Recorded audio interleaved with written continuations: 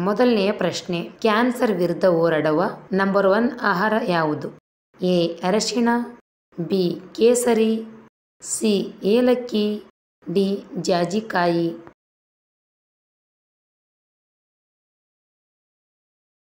ಉತ್ತರ ಎ. ಅರಿಶಿಣ.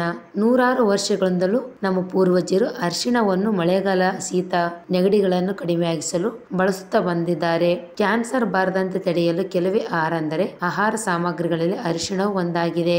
ಎರಡನೆಯ ಪ್ರಶ್ನೆ, GST ಮಸೂದೆಯನ್ನು ಅನುಮೋದಿಸಿದ ಭಾರತದ ಮೊದಲ ರಾಜ್ಯ ಯಾವುದು? ಎ.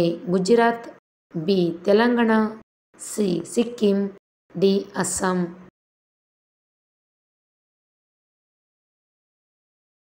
ಉತ್ತರ D. Assam. August 12, 2016 Assam GST ಮಸೂದೆಯನ್ನು ಅನುಮೋದಿಸಿದ ಮೊದಲ ರಾಜ್ಯವಾಗಿದೆ. ಮೂರನೆಯ ಪ್ರಶ್ನೆ, ದೇಹಕ್ಕೆ ಹೆಚ್ಚು ಶಕ್ತಿಯನ್ನು ನೀಡುವ ಧಾನ್ಯ ಯಾವುದು? ಎ. ಹೆಸರುಕಾಳು, ಬಿ. ಕಡಲೆಕಾಯಿ, ಸಿ. ಕೊಬ್ಬರಿ, ಡಿ. ರಾಗಿ.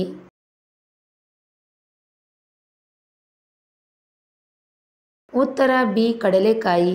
ದೇಹಕ್ಕೆ ಹೆಚ್ಚು ಶಕ್ತಿಯನ್ನು ನೀಡುವ ಧಾನ್ಯ ಎಂದರೆ ಅದು ಕಡಲೆಕಾಯಿ ಆಗಿದೆ. ಇದು protein, A, B, C, calcium, ಕಬ್ಬಿಣ ಮತ್ತು 26 ಬಗೆಯ ಖನಿಜಗಳನ್ನು ಒಳಗೊಂಡಿರುವ ಒಂದು ಬಗೆಯ ಬೀಜ ಆಗಿದೆ.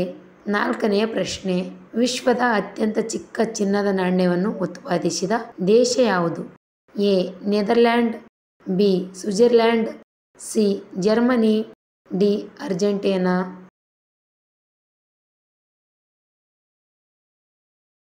ಉತ್ತರ ಬಿ. ಸ್ವಿಟ್ಜರ್ಲ್ಯಾಂಡ್. ವಿಶ್ವದ ಅತ್ಯಂತ ಚಿಕ್ಕ ಚಿನ್ನದ ನಾಣ್ಯವನ್ನು ಉತ್ಪಾದಿಸಿದ ದೇಶ ಎಂದರೆ ಸ್ವಿಟ್ಜರ್ಲ್ಯಾಂಡ್ ಆಗಿದೆ. ಐದನೆಯ ಪ್ರಶ್ನೆ, ಜಗತ್ತಿನಲ್ಲಿ ಹೆಚ್ಚು ಜನರು ಯಾವ ಮಾಂಸವನ್ನು ತಿನ್ನುತ್ತಾರೆ? ಎ. ಕೋಳಿ, ಬಿ. ಬಾತುಕೋಳಿ, ಸಿ. ಗೋಮಾಂಸ, ಡಿ. ಹಂದಿ.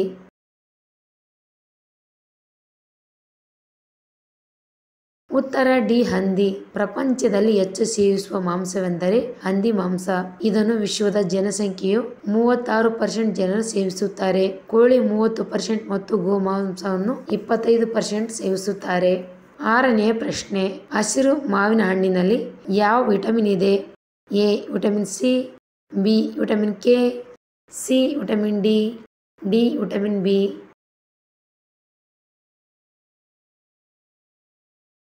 ಉತ್ತರ ಎ. Vitamin C. ಹಸಿರು ಮಾವಿನ ಹಣ್ಣಿನಲ್ಲಿ ವಿಟಮಿನ್ ಎ, ಸಿ ಮತ್ತು ಇ ಸಮೃದ್ಧವಾಗಿದೆ. ಇದು ನಮ್ಮ ರೋಗ ನಿರೋಧಕ ಶಕ್ತಿಯನ್ನು ಹೆಚ್ಚಿಸುತ್ತದೆ. ಏಳನೆಯ ಪ್ರಶ್ನೆ, ಯಾವ ಪ್ರಾಣಿ 3 ವರ್ಷಗಳ ಕಾಲ ನಿಲ್ಲಬಲ್ಲದು? ಎ. ಕುದುರೆ, ಬಿ. ಮಂಗ, ಸಿ. ಹಸು, ಡಿ. ಕತ್ತೆ.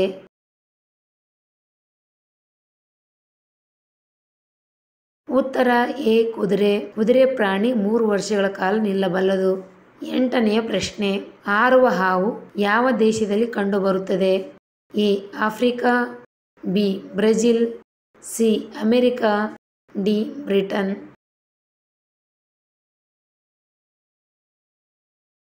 ಉತ್ತರ ಎ. ಆಫ್ರಿಕಾ. ಹಾರುವ ಹಾವು ಆಫ್ರಿಕಾ ದೇಶದಲ್ಲಿ ಕಂಡುಬರುತ್ತದೆ. ಒಂಬತ್ತನೆಯ ಪ್ರಶ್ನೆ, ಎಲಿಸಾ ಪರೀಕ್ಷೆಯನ್ನು ಯಾವ ರೋಗವನ್ನು ಪತ್ತೆಹಚ್ಚಲು ಬಳಸಲಾಗುತ್ತದೆ? A. Malaria, B. AIDS, C. ಹಳದಿ ಪಿತ್ತರಸ, ಡಿ. ಡೆಂಗು.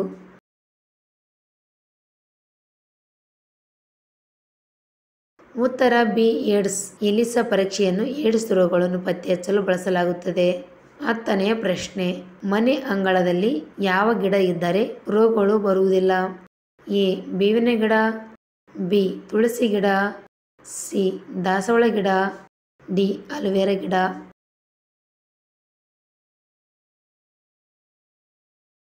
ಉತ್ತರ ಬಿ. ತುಳಸಿ ಗಿಡ.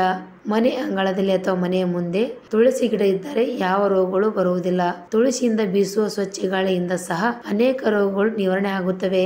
11ನೆಯ ಪ್ರಶ್ನೆ, ಲೈಫ್ ಬಾಯ್ ಸೋಪನ್ನು ಯಾವ ದೇಶ ನಿಷೇಧಿಸಿದೆ? A. Italy, B. America, C. Russia, D. China.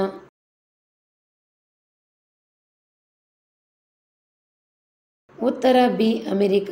Life bye soap ಅನ್ನು ಅಮೆರಿಕ ದೇಶದಲ್ಲಿ ನಿಷೇಧಿಸಲಾಗಿದೆ. 12ನೆಯ ಪ್ರಶ್ನೆ, ಲವಂಗ ತಿಂದರೆ ಏನಾಗುತ್ತದೆ? ಎ.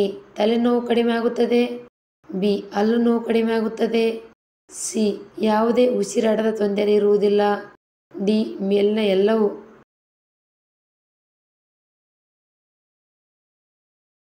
ಉತ್ತರ ಡಿ ಮೇಲಿನ ಎಲ್ಲವೂ. ಲವಂಗ ತಿನ್ನುವುದರಿಂದ ತಲೆನೋವು ಬೇಗ ನಿರ್ವಹಣೆ ಆಗುತ್ತದೆ. ಹಲ್ಲು ನೋವು ಇರುವುದಿಲ್ಲ ಹಾಗೂ ಲವಂಗ ತಿನ್ನುವುದರಿಂದ ಯಾವುದೇ ಉಸಿರಾಟದ ತೊಂದರೆ ಇರುವುದಿಲ್ಲ. 13ನೇ ಪ್ರಶ್ನೆ, ಕಡಲೆಕಾಯಿಯನ್ನು ಬೇಯಿಸಿ ತಿನ್ನುವುದರಿಂದ ಆಗುವ ಲಾಭವೇನು? ಎ ಮೆದುಳಿಗೆ ಒಳ್ಳೆಯದು. ಬಿ ಪೌಷ್ಟಿಕಾಂಶ ದೊರೆಯುತ್ತದೆ. ಸಿ ದೈಹಿಕ ಶಕ್ತಿಯನ್ನು ಹೆಚ್ಚಿಸುತ್ತದೆ. ಡಿ ಮೇಲಿನ ಎಲ್ಲವೂ.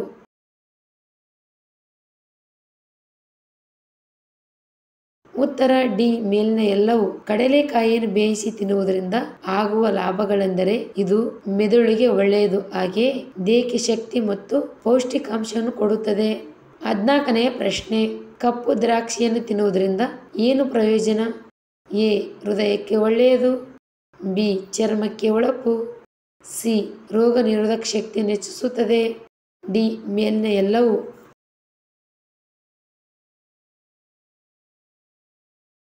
ಉತ್ತರ ಡಿ ಮೇಲಿನ ಎಲ್ಲವೂ.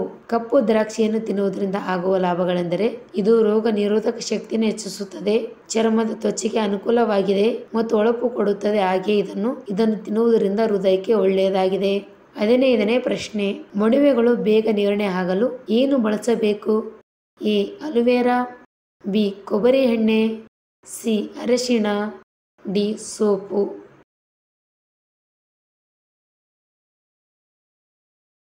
ಉತ್ತರ ಎ ಅಲೋವೆರಾ. ಮೊಡವೆಗಳು ಬೇಗ ನಿರ್ವಹಣೆ ಆಗಲು ಅಲೋವೆರಾವನ್ನು ಮೊಡವೆಗಳ ಮೇಲೆ ಹಚ್ಚುವುದರಿಂದ ಮೊಡವೆಗಳು ಬೇಗ ನಿರ್ವಹಣೆ ಆಗುತ್ತವೆ. 16ನೇ ಪ್ರಶ್ನೆ, ಟೀ ಕಾಫಿ ದಿನಕ್ಕೆ ಎಷ್ಟು ಬಾರಿ ಕುಡಿದರೆ ಮನುಷ್ಯ ಆರೋಗ್ಯವಾಗಿರುತ್ತಾನೆ? ಎ 4 ಬಾರಿ. ಬಿ 2 ಬಾರಿ. ಸಿ 6 ಬಾರಿ. ಡಿ 8 ಬಾರಿ.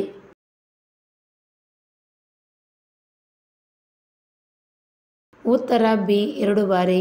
ಮನುಷ್ಯ ಯಾವಾಗಲೂ ಆರೋಗ್ಯವಾಗಿರಬೇಕಾದರೆ ಆರೋಗ್ಯವಂತ ಮನುಷ್ಯ ದಿನಕ್ಕೆ 2 ಬಾರಿ ಟೀ ಅಥವಾ ಕಾಫಿ ಕುಡಿಯಬೇಕು. 17ನೇ ಪ್ರಶ್ನೆ, ಯಾವ ಎಲೆ ಸೊಪ್ಪು ದೇಹದಲ್ಲಿ ರಕ್ತವನ್ನು ಶುದ್ಧೀಕರಿಸುತ್ತದೆ? ಎ ಕರಿಬೇವು. ಬಿ ತುಳಸಿ ಎಲೆ. ಸಿ ಪುದೀನ ಎಲೆ. ಡಿ ಬೇವಿನ ಎಲೆ.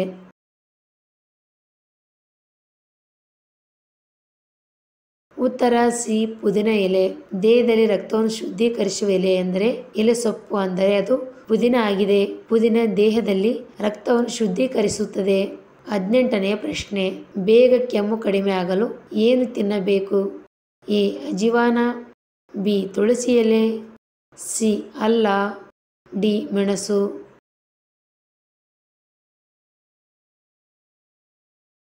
ಉತ್ತರ ಬಿ ತುಳಸಿ ಎಲೆ. ಅತಿ ಕೆಮ್ಮು ಇರುವವರು ಬೇಗ ಕಡಿಮೆ ಮಾಡಿಕೊಳ್ಳಲು ತುಳಸಿ ಎಲೆಗಳನ್ನು ತಿನ್ನಬೇಕು. 19ನೇ ಪ್ರಶ್ನೆ, ಮೂಳೆಗಳು ಗಟ್ಟಿಯಾಗಲು ಯಾವ ಹಣ್ಣು ತಿನ್ನಬೇಕು? ಎ ಪಪ್ಪಾಯಿ ಹಣ್ಣು. ಬಿ ಕಲ್ಲಂಗಡಿ. ಸಿ ಬಾಳೆಹಣ್ಣು. ಡಿ ದಾಳಿಂಬೆ ಹಣ್ಣು.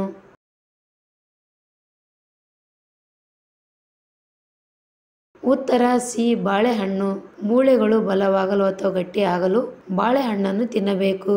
20ನೇ ಪ್ರಶ್ನೆ, ಜೀವನದಲ್ಲಿ ಹೃದಯಾಘಾತ ಬಾರದಂತೆ ತಡೆಯಲು ಯಾವ ಹಣ್ಣು ತಿನ್ನಬೇಕು? ಎ ದಾಳಿಂಬೆ ಹಣ್ಣು. ಬಿ ಪೇರಳೆ ಹಣ್ಣು. ಸಿ ಬಾಳೆಹಣ್ಣು. ಡಿ ಸೇಬು.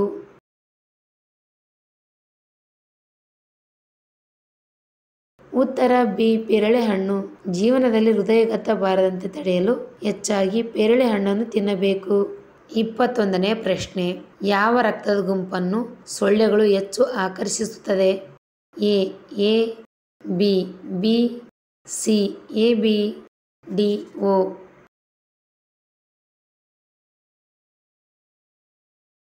ಉತ್ತರ ಡಿ ಓ ರಕ್ತದ ಗುಂಪು ಹೊಂದಿರುವ ಜನರು ಉತ್ಪಾದಿಸುವ ಪ್ರೋಟೀನ್ ಮತ್ತು ರಾಸಾಯನಿಕಗಳು ಹೆಚ್ಚು ಸೊಳ್ಳೆಗಳನ್ನು ಆಕರ್ಷಿಸುತ್ತದೆ ಎಂದು ಅನೇಕ ಅಧ್ಯಯನಗಳು ತೋರಿಸುತ್ತವೆ. ಸೊಳ್ಳೆಯನ್ನು ಆಕರ್ಷಿಸುವ ರಕ್ತದ ಗುಂಪು ಅಂದರೆ ಅದು ಓ ಆಗಿದೆ.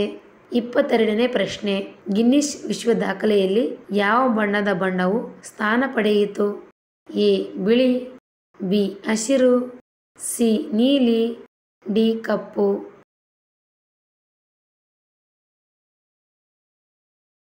ಉತ್ತರ ಎ ಬಿಳಿ. ಗಿನ್ನಿಸ್ ವಿಶ್ವ ದಾಖಲೆಯಲ್ಲಿ ಬಿಳಿ ಬಣ್ಣವು ಸ್ಥಾನ ಪಡೆಯಿತು. 23ನೇ ಪ್ರಶ್ನೆ, ಮಧುಮೇಹ ರೋಗಿಗಳಿಗೆ ಯಾವ ಹಣ್ಣು ಉತ್ತಮ? ಎ ಸೇಬು, ಬಿ ದಾಳಿಂಬೆ, ಸಿ ದ್ರಾಕ್ಷಿಗಳು, ಡಿ ಹಲಸು.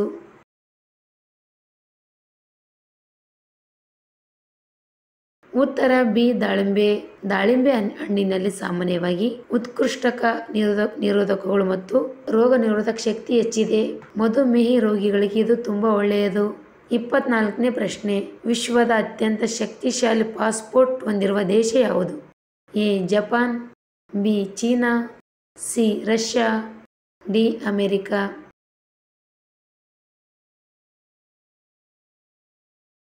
ಉತ್ತರ ಎ ಜಪಾನ್.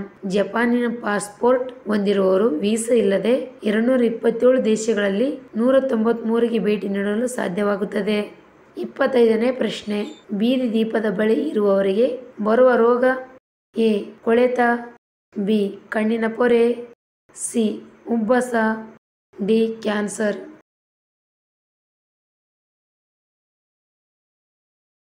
ಉತ್ತರ ಡಿ ಕ್ಯಾನ್ಸರ್. ವಿಶ್ವವಿದ್ಯಾಲಯದ ಆರೋಗ್ಯ ವಿಜ್ಞಾನ ಕೇಂದ್ರದ ಸಂಶೋಧಕರು ಥೈರಾಯ್ಡ್ ಕ್ಯಾನ್ಸರ್ ಅಪಾಯವನ್ನು ಹೆಚ್ಚಿಸುತ್ತಾರೆ ಎಂದು ಕಂಡುಹಿಡಿದಿದ್ದಾರೆ.